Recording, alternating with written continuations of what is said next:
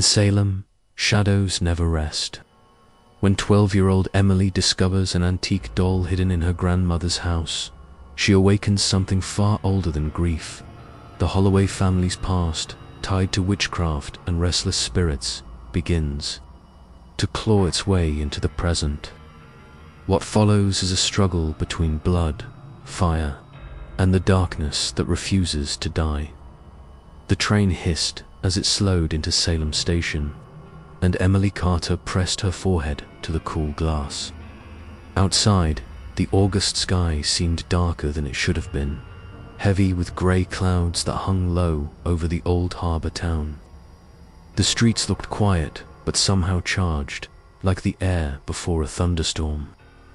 She saw crooked colonial houses, leaning lampposts, and signs carved with witches in pointed hats. Everything here seemed older, heavier, like the past hadn't quite let go, 12 years old. Thin and pale from restless nights since her parents' divorce, Emily felt her chest tighten with a mixture of excitement and dread. Salem was famous. Everyone in her class had heard of the witch trials of 1692, the hauntings, the old cemeteries where moss grew thick over crumbling stones. But now, it wasn't just history on a page. Now, she was here. Her grandmother, Margaret Holloway, was waiting. At the platform, a tall woman despite her 68 years, Margaret carried herself with an austere presence. She gave Emily a quick, tight embrace, her hands rough and cold. "You've grown," she said simply. Her voice was deep, deliberate, the kind that filled silence whether you wanted it to or not.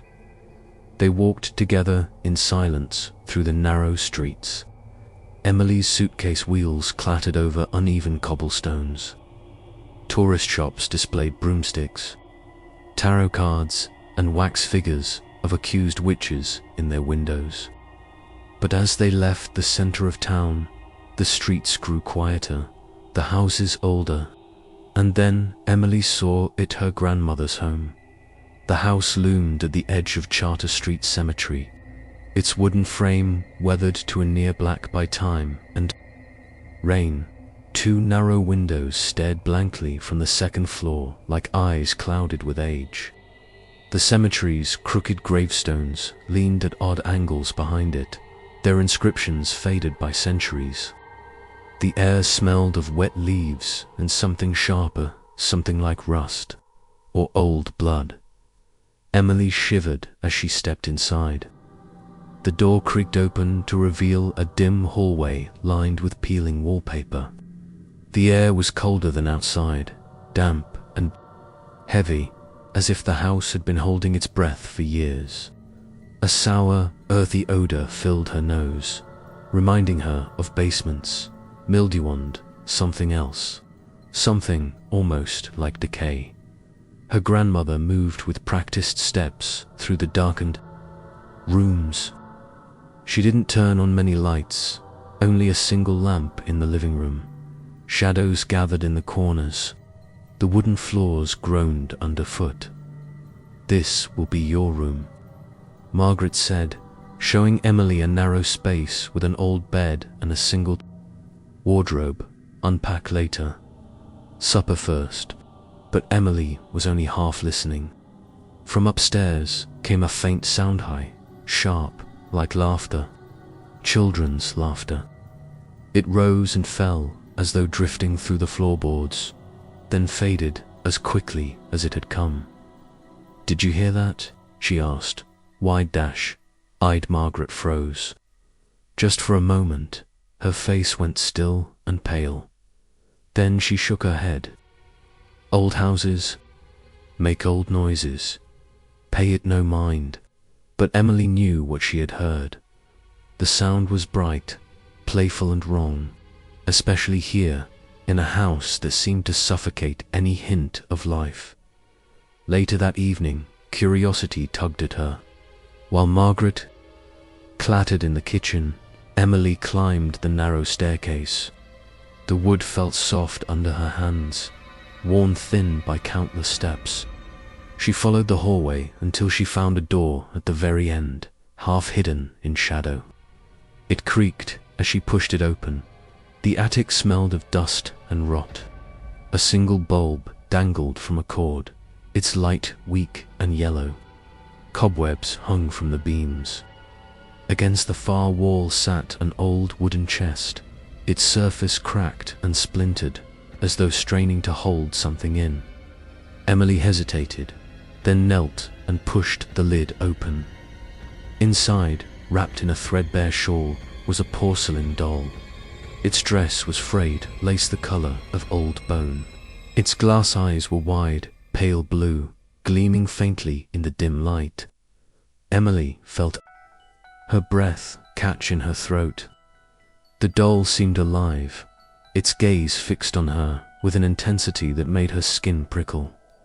She closed the chest quickly, heart pounding, but even as she stepped back, she could absolutely swear that the doll's eyes followed her. Downstairs, her grandmother's voice cut through the silence, sharp and commanding. "Emily, supper is ready. Don't dawdle." Emily hurried down, but as she glanced back one last time at the attic door, she felt the same cold certainty. She was not alone in this house. That night, the wind rattled the windows of the Holloway house as if something were clawing to get in. Emily lay awake in her narrow bed, staring at the ceiling. The wooden beams creaked above her, shifting with the night air. She tried to close her eyes, to will herself into sleep. But the image of the attic chest and the porcelain doll with its glassy, unblinking eyes refused to leave her mind. At some point, exhaustion dragged her under. She dreamed. In the dream, she stood barefoot in Charter Street Cemetery. The gravestones rose like jagged teeth from the earth, tilted and cracked their surfaces, slick with moss. A cold mist coiled between them, brushing against her skin like icy fingers. The night sky above was hollow and starless, the moon a thin sickle of white. "Emily." The whisper drifted through the air, soft and playful. She turned. Among the crooked stones stood a little girl in a faded white dress. The dress was torn, smeared with dirt, and hung loosely over her thin frame. The girl's hair was tangled, falling over her pale face. One small hand lifted, beckoning. "Come play," the girl said, her voice hollow yet childlike. "Come play with me." Emily tried to move toward her, but the ground felt soft and unstable, like walking on a grave that hadn't settled. She looked down. The soil shifted, cracking, and pale hands clawed up from beneath, grasping at her ankles. She screamed and woke up. Her heart thundered.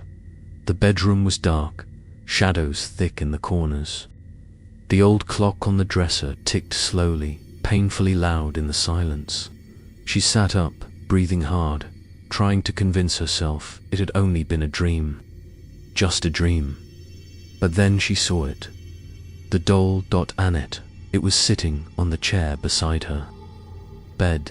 Its cracked porcelain face gleamed faintly in the moonlight, its glass eyes fixed directly on her. Emily froze, unable to move. She remembered she had put it away in the attic chest, buried beneath the shawl, before dinner. Yet here it was, watching. Her breath quickened.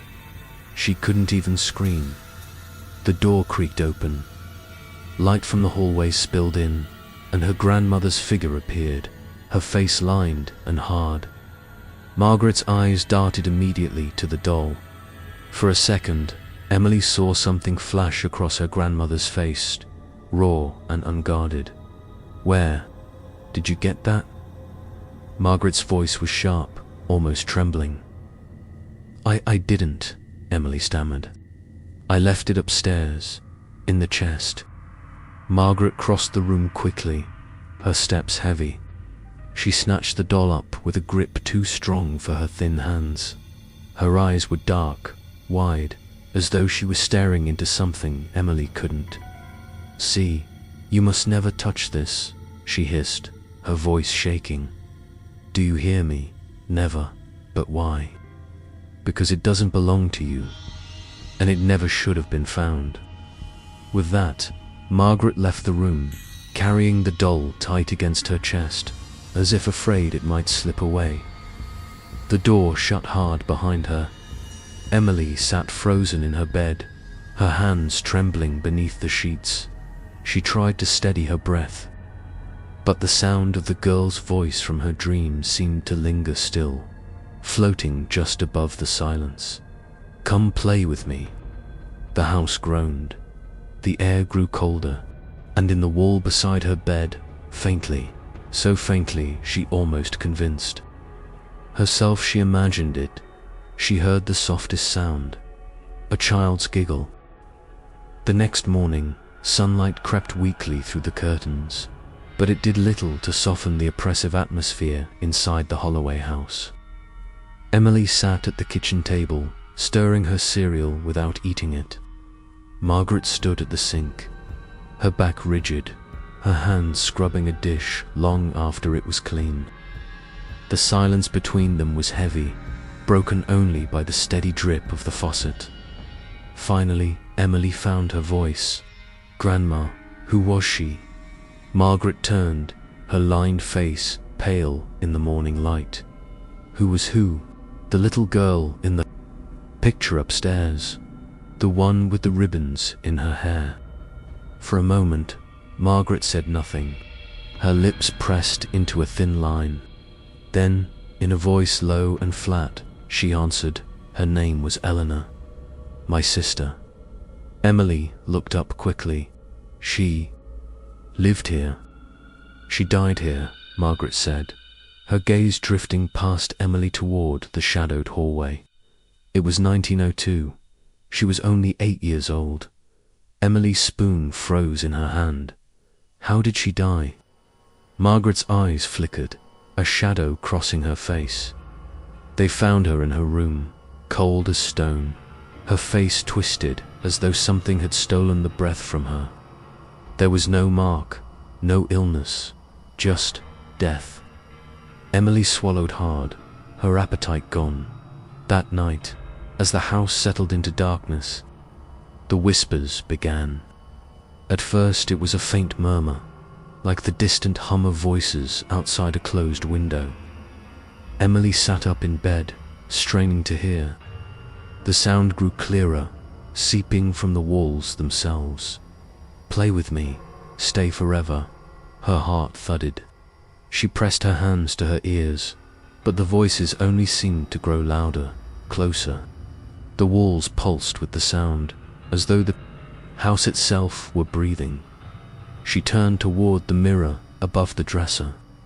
In the pale moonlight, her reflection stared back at her, but something was wrong.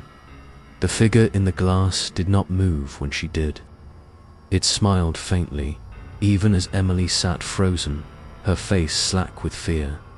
"No," she whispered to herself, shaking her head. "No, it's just me. Just me." The reflection tilted its head slowly to one side, eyes dark and empty. Emily stumbled, back from the mirror, bumping into the bed. Her pulse hammered in her ears. She felt the weight of the house pressing down, the whispers circling like vultures. Salem was a town steeped in curses and shadows, and now she understood what her grandmother feared. This was not only Eleanor's ghost. Something else had been left behind in the Holloway house, something that wanted her. The Holloway house seemed colder the next day, as if the night's whispers had seeped into the walls and stayed behind. Emily followed her grandmother through the hallways, noticing doors that were always closed, always locked. Margaret moved past them without a glance, as though they were not even there. One door in particular drew Emily's attention. It was near the end of the second-floor hallway, its surface warped and splintered, the iron handle rusted with age. Margaret never touched it, never dusted it, never even acknowledged it. That silence around the door made it more alive than the rest of the house. By late afternoon, Margaret had gone to town for groceries, leaving Emily alone. The quiet pressed in heavy and restless. Emily stood at the bottom of the staircase, staring upward, her eyes drawn once more to the forbidden door. Her chest tightened as if something unseen were urging her forward. She climbed the steps, her small hand gliding over the railing, her heart quickening with each creak of the old wood. When she reached the door, she hesitated. The air around, it felt different, thicker, heavier, carrying a faint stench like sulfur and smoke. Her fingers wrapped around the cold iron handle. To her surprise, it turned easily. The door opened with a long, aching groan. The room beyond was dark, the curtains rotted and half fallen, letting in only slivers of grey light. A broken cradle sat in the center, its wood splintered and warped. By time, the air smelled sharp, pungent, like sulfur mixed with mold. Emily covered her nose but stepped inside. The walls bore long, jagged marks, as if someone had clawed at them in desperation. Some scratches dug deep into the wood, others scrawled into frantic shapes that almost resembled letters. Emily reached out to trace one with her finger, but pulled back quickly. The wood felt hot, as though the scratches had only just been made. On the far wall hung a faded photograph of a little girl, Eleanor. Her pale face smiled faintly in the frozen image, but the eyes had been slashed through, leaving two ragged tears where her gaze should have been. Emily's stomach turned. She stepped back toward the cradle. That was when she saw it. The doll Annette. It sat upright in the cradle, its porcelain face gleaming in the dim light. Its blue eyes were wide, unblinking, fixed directly on her. For an instant, Emily swore. Its eyelids flickered. The air grew heavy, pressing down on her chest. Then the lamp overhead sputtered and went out. Darkness fell thick and suffocating. From somewhere in the room came the sound of a lullaby. A soft, sing-song melody. The words not English, but something older, sharper, carried on more than one voice. A chorus of whispers, layered on top of each other, rising and falling in a language she did not know. Emily's breath came in short gasps. She backed toward the door, her eyes locked on the doll. Its porcelain lips had parted ever so slightly, and the song seemed to bleed from its mouth. Then, silence. The door slammed shut behind her.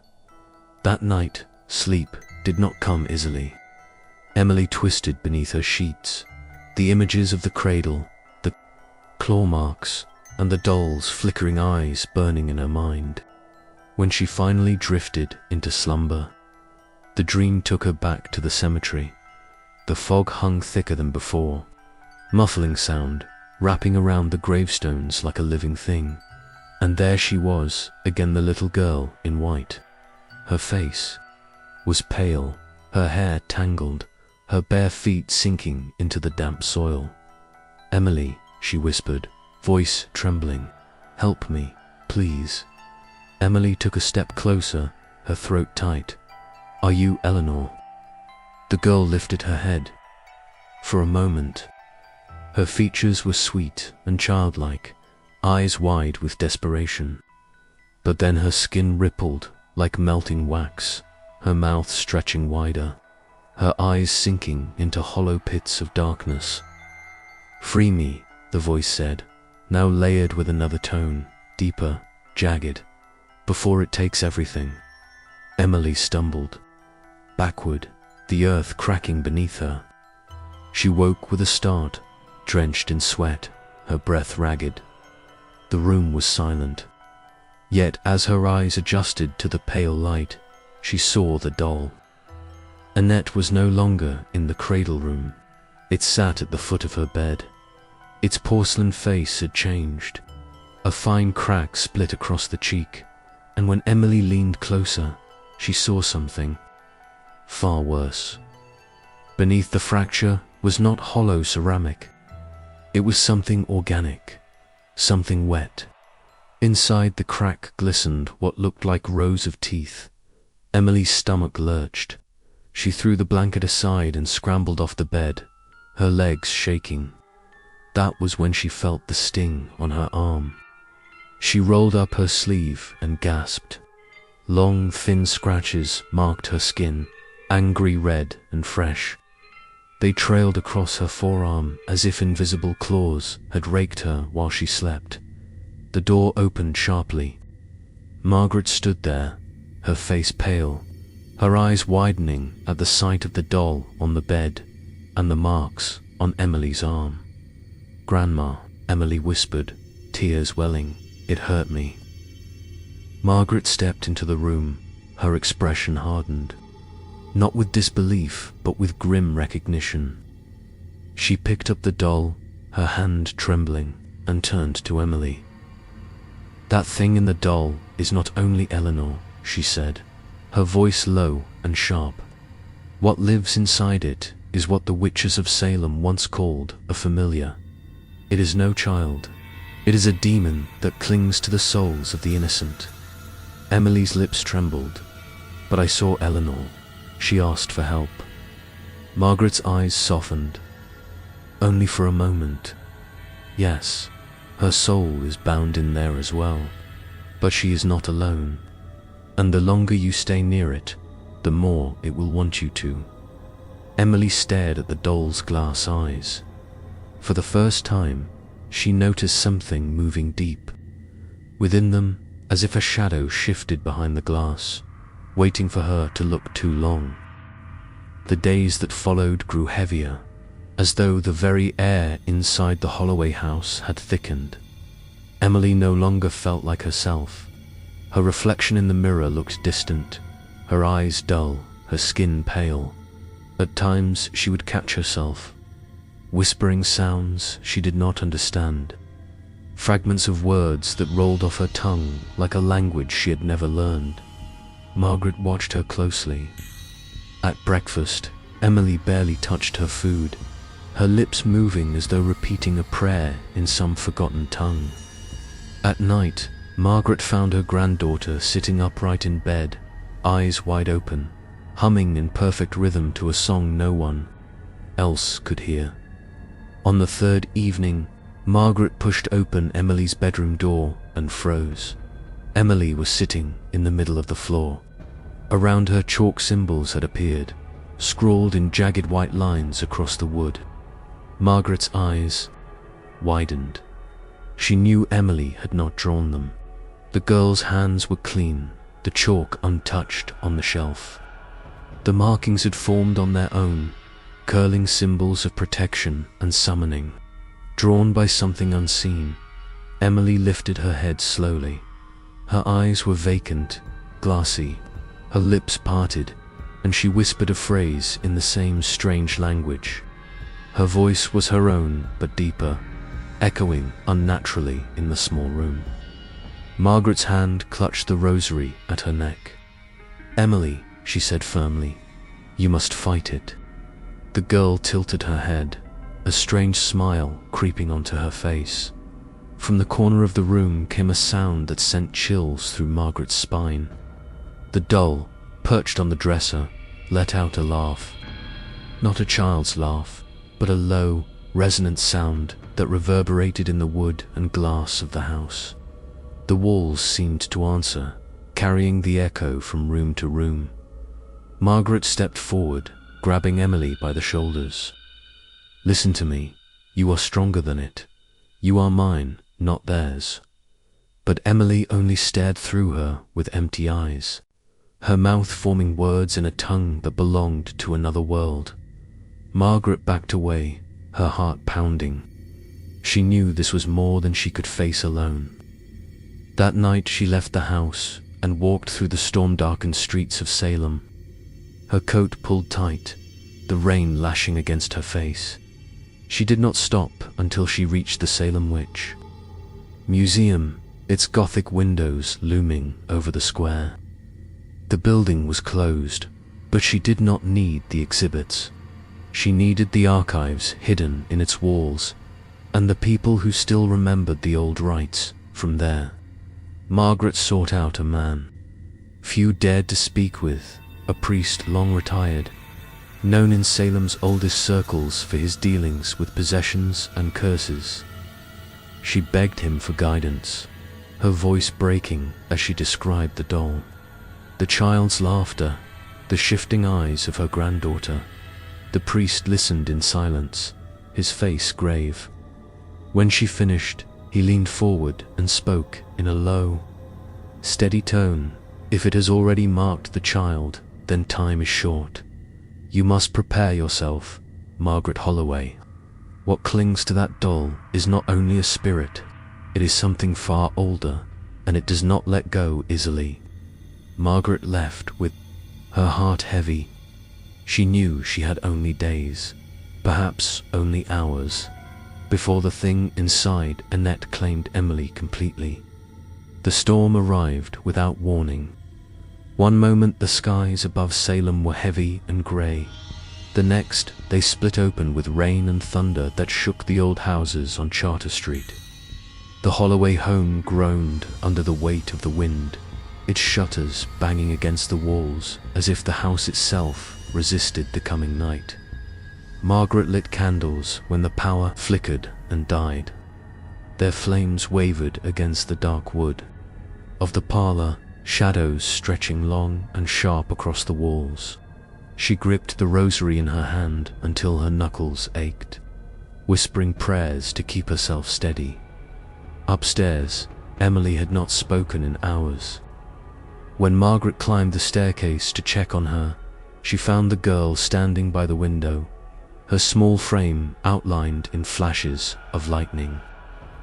Emily's hands clutched the porcelain doll tight to her chest. The moment Margaret stepped into the room, the air turned violent. The mirror above the dresser cracked from corner to corner with a sound like shattering ice. Books slid from the shelves, chairs toppled, and the floorboards trembled under her feet. Emily turned, and Margaret's breath caught in her throat. Her granddaughter's lips moved, but the voice that filled the room was not her own. It came in two tones at once, the high-pitched giggle of a child and the deep growl of a man, twisted together in a single sound that chilled the marrow. "Do you see, Margaret?" the voices said. "She is mine now." Lightning split the sky. For an instant, Margaret saw another figure in the room, a girl's shadow, frail and trembling, bound by chains of black smoke. Eleanor, her pale face was streaked with tears, her mouth open in a silent scream. "Help me," the child wailed. "It is feeding on me. Free me before it devours all that I am." Margaret's heart broke at the sight, but she dared not step closer. The doll in Emily's arms pulsed faintly, as though something inside it had a heartbeat. Its porcelain face cracked wider, revealing dark lines spreading like veins beneath the surface. The storm outside grew wilder, rain hammering the roof as though trying to drown the house. Inside, the violence of the haunting matched it. Every window rattled, every candle flame flared and bent sideways. Emily's eyes rolled back, the whites glowing in the flicker of lightning. She raised the doll high, and the walls shook with laughter that did not belong to any living thing. Margaret forced herself forward, her voice rising above the storm. "You cannot have her. You will not take another Holloway." But the voices that came through Emily's mouth only laughed harder, mocking and cruel, as if the storm itself had been summoned to celebrate their triumph. And in the corner, a shadow writhed in agony, reaching out one last time toward her sister, before being dragged back into the darkness that clung to the doll. Margaret did not sleep that night. She sat at the kitchen table, her hands shaking as she spread open a stack of brittle papers she had taken from the archives of the museum. The storm outside still roared, but her mind was fixed on one passage in particular.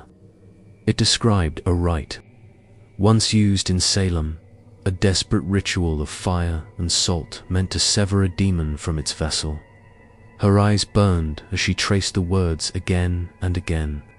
Fire was the only way, but it warned of a price. Whatever innocent soul was bound to the object would be consumed as well by dawn.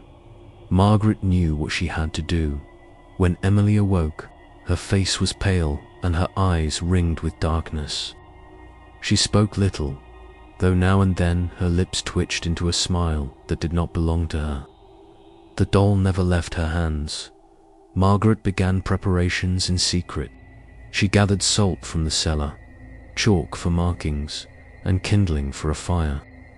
As night returned and the storm thickened once more, she drew a wide circle on the wooden floor of the parlor, dusting its edges with salt until the air smelled sharp and bitter. She lit candles at each point, their flames swaying in nervous unison. Emily was drawn into the room without a word, as though the thing inside her had already sensed the trap. She stepped into the circle willingly, clutching Annette to her chest, her eyes shining with unnatural light. Margaret steadied her voice and began to read the words of the rite. The language was heavy and strange on her tongue, but the moment the first line left her lips, the house seemed to recoil. Windows shook, the rafters creaked, and Emily's laughter filled the room. "You think fire can drive me out?" The voices mocked through her. "You think prayers can burn me? I am older than this house, older than this town. She belongs to me." The chalk lines flared white, the salt hissing like acid. Margaret pressed on, her voice rising above the chaos. The candles bent outward, flames straining toward Emily. Then the child's body convulsed, her back arched, her head thrown back as her mouth poured out guttural words in a language no human tongue was meant to shape. Her eyes bled black, thin streams running down her cheeks. The doll cracked.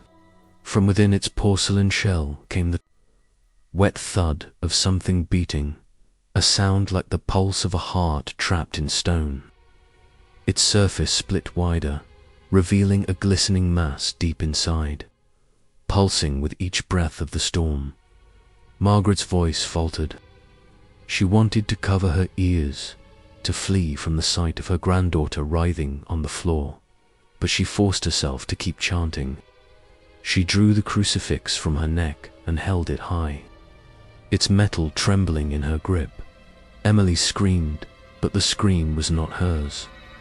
It was layered, fractured, carrying both the cry of a child and the roar of something monstrous clawing its way free.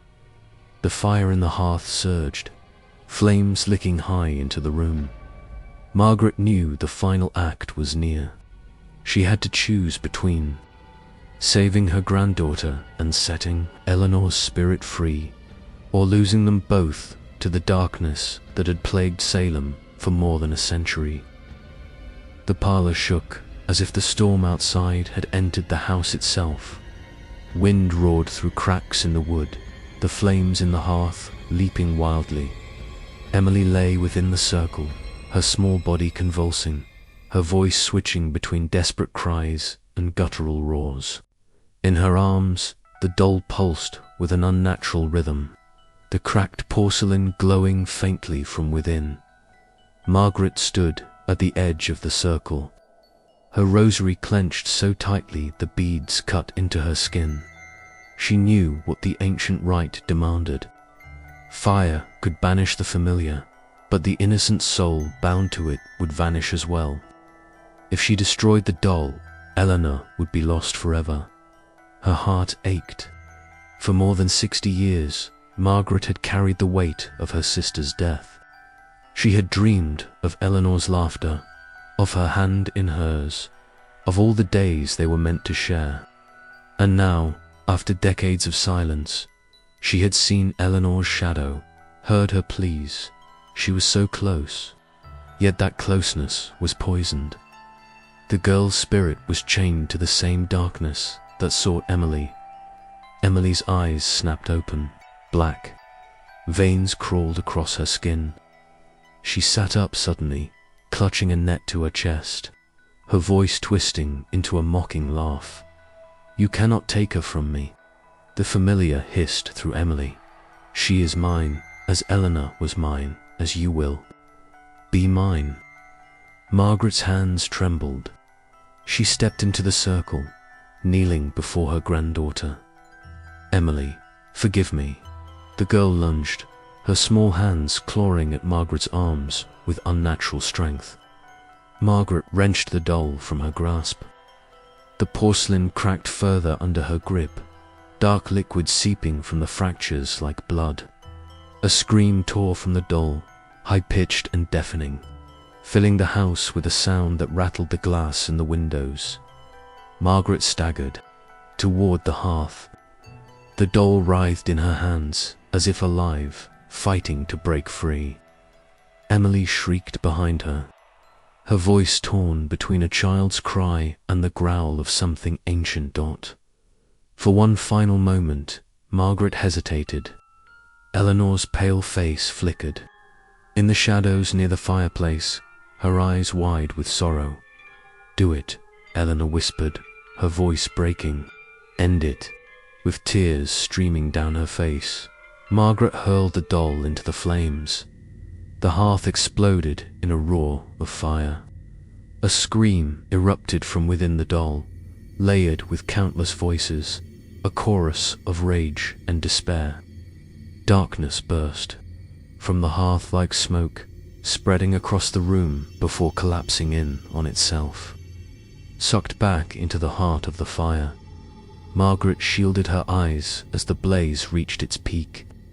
For an instant, Eleanor appeared in the flames, her form no longer twisted, her face calm and gentle. She smiled weakly at her sister. "Thank you," she whispered. Then the fire consumed her. The room fell silent. The storm outside weakened, the thunder rolling away into the distance. Margaret turned to see Emily collapse to the floor, unconscious, her small chest rising and falling in shallow breaths. The familiar was gone. Eleanor was gone too. Margaret sank to her knees, her strength spent, her heart heavy with both grief and relief. She had freed them both, but the cost would remain with her forever. The house was silent. The fire in the hearth had burned down to embers, faint red light pulsing against the blackened stone. Margaret sat on the floor of the parlor, her arms wrapped around Emily's fragile body. The child stirred but did not wake, her breathing soft and steady, as though she had been pulled from a terrible dream. For the first time in weeks, the air inside the house felt lighter. The suffocating pressure that had haunted every corner was gone. Yet with that relief came a hollow ache. Eleanor's presence, once so sharp and close, had vanished. The sacrifice had been final. When morning came, the storm had cleared. The streets of Salem were washed clean, puddles glistening under the weak light of dawn. Neighbors who had heard the night's chaos whispered as Margaret carried Emily to the porch. None dared step closer. They had seen the flashes of fire through the windows, heard the cries that were not entirely human. The house had become a place of dread, and now it stood marked by the ashes of what had transpired within. Emily remained asleep for days. When at last she opened her eyes, she remembered nothing of the possession, nothing of Annette the doll, nothing of the black veins that had crept across her skin. To her, it was as if time itself had folded, leaving only a strange emptiness where memory should have been. Margaret never told her the full truth. She could not. Emily was too young, too fragile, to know that her innocence had nearly been consumed, that her Aunt Eleanor's spirit had been chained to the same evil, would only reopen the wound that Margaret had tried so hard to close. Yet Margaret bore the truth in silence. She carried the sound of Eleanor's final words, her smile in the fire, the soft thank you that had broken her heart. She knew her sister's soul was no longer bound to darkness, but at peace. That knowledge was the only solace she allowed herself. Weeks later, Margaret gathered what remained of the doll. The porcelain fragments were fused into strange, blackened shapes by the fire. She placed them into a wooden box, sealed it with iron nails, and buried it deep beneath the roots of an old oak at the edge of the property. Over the grave of the box, she scattered salt until the ground looked pale and lifeless. The house never felt the same. Its walls bore scorch marks, its floors warped from the heat of the fire. Some nights, Margaret swore she could still hear Eleanor's laughter faintly in the distance, carried on the wind that swept through Salem's narrow streets. But she told herself it was only memory, only grief. Years passed. Emily grew older, her childhood shadowed by a grandmother who had grown quieter, more solemn with each season. Margaret told her stories of Salem's history, of old warnings and forgotten superstitions, though she always stopped short of the one story that mattered most. And when Margaret's time finally came, the house stood empty once more. Dust gathered in its corners, and ivy crept over its walls. Children passing by whispered about the night the sky over Salem burned with fire, about the cries that had echoed through the storm. They called it a cursed house, and few dared approach. But deep beneath the oak, the box remained. Its contents lay dormant, silent in the earth. Only the ashes of Salem knew what had been lost, what had been saved, and what had been sacrificed to break the curse.